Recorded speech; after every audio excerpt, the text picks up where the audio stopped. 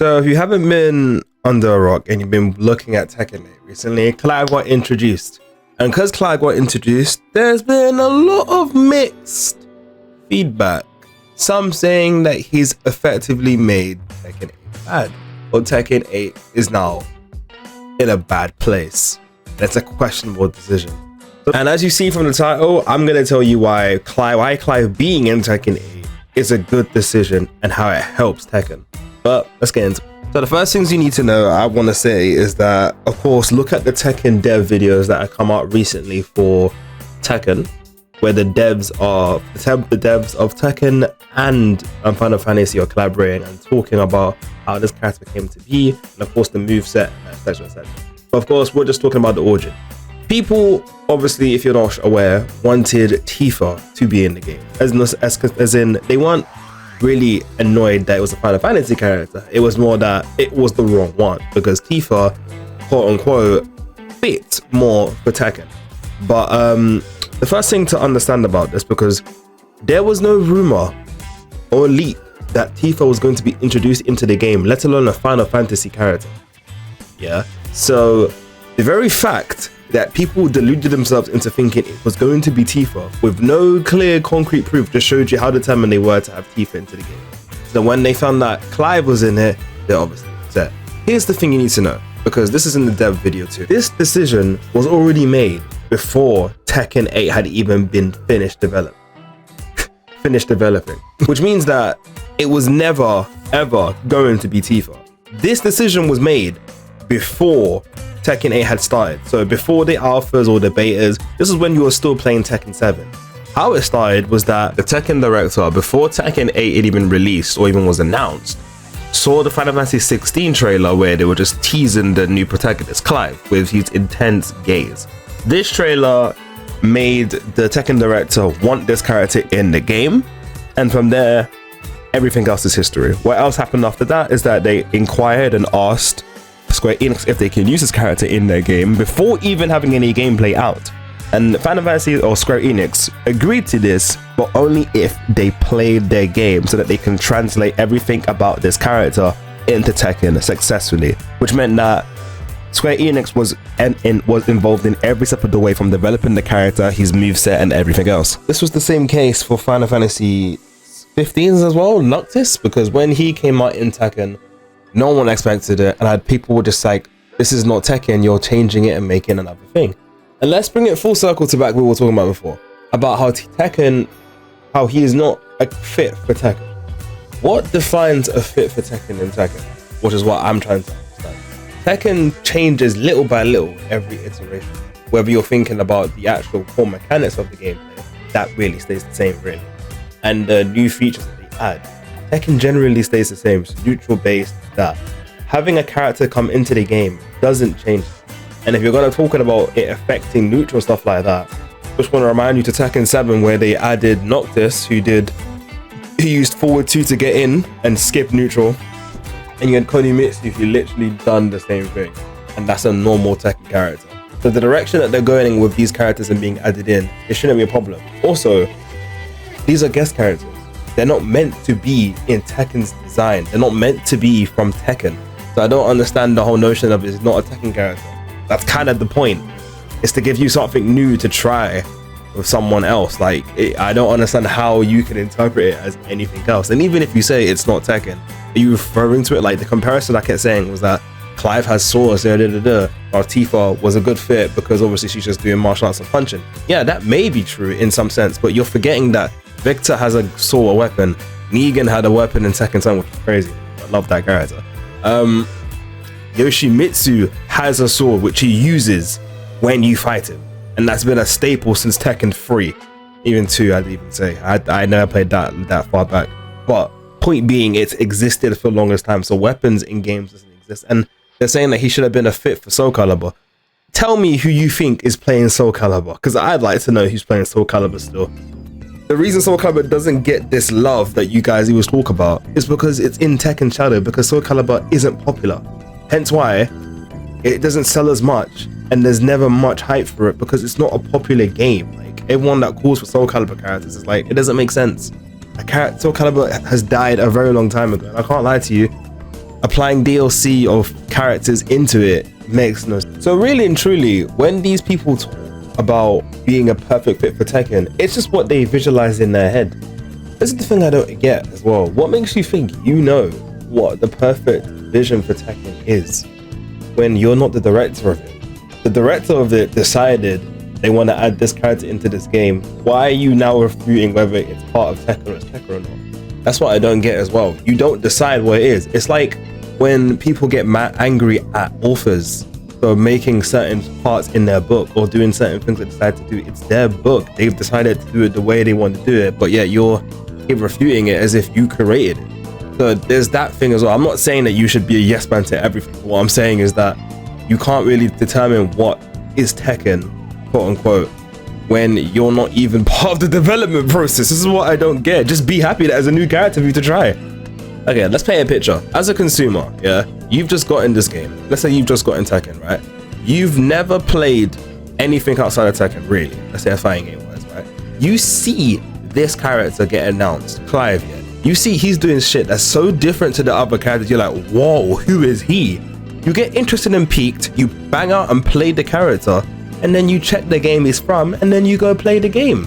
As a consumer, that's the best route for you. Even if you've never heard of them before and there's someone that you could have had instead that you wanted instead, the fact that you got a character that still looks cool and still looks really fun to play and still has a pretty decent game, it gives you an opportunity to go in. So as a consumer, you win in both sides if you want to explore and try it. Even if you're hating on the character, not that your character not being in the game, you can still try out someone new, still have a good time. On top of that as well, as a consumer, you could have been someone who never got the game, who never got Tekken, but then because you know Clive and you saw Clive in this game, bam, you're getting the game now. You know, people, my last video, someone commented that they're getting the game purely because Clive is in it now. That's the kind of thing this, like, guest characters like this do. Mortal Kombat does this all the time. The only reason people really get Mortal Kombat is because the guest characters are going to be in. Imagine if Omni-Man or Homelander weren't in that first pack DLC. Do you know how much sales that would have got? Be honest with yourselves. Be honest.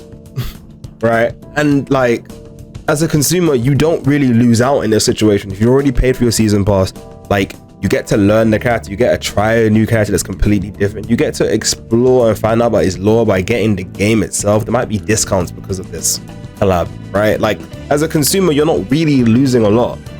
Now let's go into the business side. As a business, the reason, like, we'll talk about a couple of things, but as the business side, this is also a good deal for you because now you've, as Tekken's now collaborate with Final Fantasy again.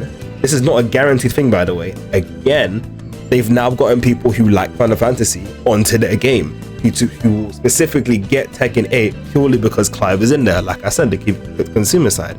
On top of that, you now have a bunch more people buying into your game. And just want to remind you guys as well, Noctis was a very popular character in Tekken 7, which obviously increased sales of buying the game and the DLC. Because what this character will obviously do, it's from another game. It's how Mortal Kombat makes their money really and truly outside of the story. So that's another reason as to why, from the business perspective, why this is obviously really good for Tekken. They're making more money. They're getting recognition, knowing that they're a team that will happily collab with people as long as you fit their vision. If you fit their vision, they'll go out of their way and do it. They'll get you in. That's another thing about this. And let's talk about something else on the business side as well, actually. I know there's a lot of people saying, why not pick Final Fantasy 7? And this is the thing. With Final Fantasy 7. Final Fantasy 7 is Square Enix's biggest, like, it's the game that made them blow up. Outside of Dragon Quest and all the other stuff, Final Fantasy 7 realistically is the most popular game in the West from Square Enix that anyone knows, right? Their characters are so popular that it doesn't even matter, like, it doesn't even matter the format you bring them in. Everyone recognizes them most times, right? So that game is already popular. But the problem with having that from a business side of Square Enix, you could have added Tifa or could have added them. Considering it's the most popular game, you're guaranteed to make sales. But what about your other projects? The thing is about making a game that's so popular is that when you make anything else, it kind of gets overshadowed. Final Fantasy 7 has been out for years on end, and the new game now is a remake of the old game, which is really fantastic. But you need to be realistic here. as a business, why are you going to push your game that you've remastered that's old, quote unquote, versus the new game that you've just released that's a standalone addition to the game you made previously? Your new game that costs money versus the game that you've made money off of 10 times over and over and over again. I honestly, and as well, 16 is easier to get into and learn, if you think about it as well from that perspective as well.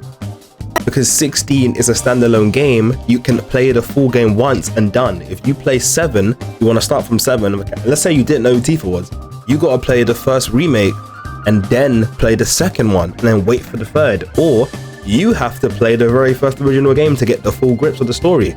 You can't do that with 16. 16 is straight there, done. You get your story done. That's probably why Noctis was the pick in Tekken 7 as well, because it's easier to digest, it's easier for everyone to get into, and it sheds some light into the other Final Fantasy games. Like, if you just dumped all your resources into this one thing, then your other games don't matter. So I feel like it's a smart move to do as a company to like incorporate your other assets and put them in games, because obviously now 16 is completely finished, right? But it's definitely going to get some revenue from this collab, and it's definitely going to put more people and increase its sales in some form of way.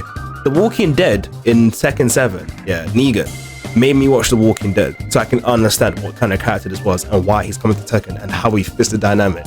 It felt weird, and it felt completely weird, but his attitude and the way he talks and does stuff kind of added to why I wanted to play him more. And understanding a character in a game that you're continuously playing is going to be something that you want to be able to do. So me personally, having 16 as the standalone game makes more sense as a business as a whole. Plus, just also want to give you a reminder, Tekken approached Square Enix.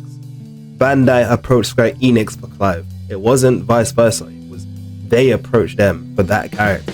So who are you to say no to that when you get exposure for your other game that you just released? Keep in mind, Final Fantasy VII every time has been nominated for an award, so it's guaranteed to be making the sales a good profit. Yeah? 16, we don't even know what it got when it came out. I don't think it was even a nominee for Game of the Year. So with that in mind, your game that's already making money and already has tons of exposure versus the game that doesn't have as much exposure, but it's still a really good game to get into and easy to get into with like a quicker runtime, quicker completion time than say Final Fantasy VII Rebirth and the second and the first game. Just keep that in mind. It must make sense. Like, even as I'm talking about it now, it makes sense to me as to why you would put this game first if you were going to, because 7 is always going to be good no matter what you do. As a consumer, if you're playing competitively, I can see why you may be a bit like, well, he's doing all this crazy shit, all this anime bullshit. How am I going to be able to find him? He's going to be broken just because he's a DLC kind of guest character. That necessarily isn't the truth. You have to play the game to find out, and from previous experience, that wasn't the character that was broken. Square Enix characters aren't usually broken, and if they are, because Tekken 8 is so responsive to feedback at this age to like its community, if there's anything that needs fine-tuning, they'll find a way to sort out immediately. So that shouldn't even be a concern, and that shouldn't even be a problem, because just because something has cool stuff, someone has cool stuff, it doesn't mean that all the time it's going to be helpful and broken. Lars looks anime as hell, looks fun doing flying kicks, spin kicks in the air, but is he a top 10? No. Is he broken? No.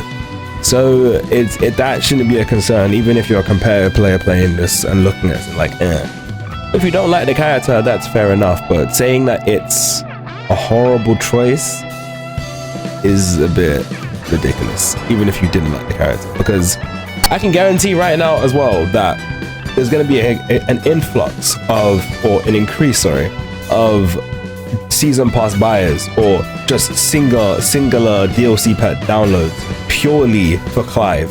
Because Clive, I'm going to be honest with you, Clive is the most interesting character or most popular character in this season pass up to this point. I haven't played Heihachi, Eddie, or Lydia. I didn't care for any of them. Heihachi coming back was super cool and super sick because of the story mode and how he concept the story, but I don't play the character. So to me, it didn't really have that, whoa, I'm gonna play him. He is fun to play though, that being said. But, do you get what I mean? It's going to increase the sales of the game tenfold, like it didn't already need it. I think I've explained why Clive will save this game, or not save it, but make it much better. But just a little recap if you haven't. One, as a consumer, you're going to play the character and enjoy the character. And even if you don't enjoy the character, you will be interested in what he does and how he fights and how he is, because there's so much love and enthusiasm put into this character that you'd feel like you're playing Final Fantasy 16 itself. On top of that, you can look at the game and play the game to understand why they thought to put Clive in it, how he fits, if you're so convinced that he doesn't fit into the game, combat-wise or whatever-wise. As a business, it's successful because this is obviously going to increase reputation of both Square Enix and Bandai Namco, as well as increasing sales for both games, potentially. Mainly for Tekken for their DLC, but also Final Fantasy for the exposure of bringing them onto a game that everyone plays. Because not everyone who plays Tekken knows about Final Fantasy. So it's a huge thing for both companies. Anyway, that's what I feel like this is. If you agree with me, like. If you don't, comment, we can talk. I want to see what you guys think. I generally feel like it's a good decision, but regardless of whatever way you spin it, even if you don't like the DLC, that's completely fine. Saying it's not Tekken though is it's a bit redundant. It doesn't make any sense at this point with guest characters. That's the whole point of guest characters, that they're not meant to be fitting for Tekken, but they're there. Fortnite has had many characters collab in games. I mean, many different companies collab with them and have different skins. What is Godzilla doing? What is Godzilla shooting a pump shotgun? What's he doing in there? Does it matter what if it fits or not? No, it does not. Anyway, Kdwillz, catch ya.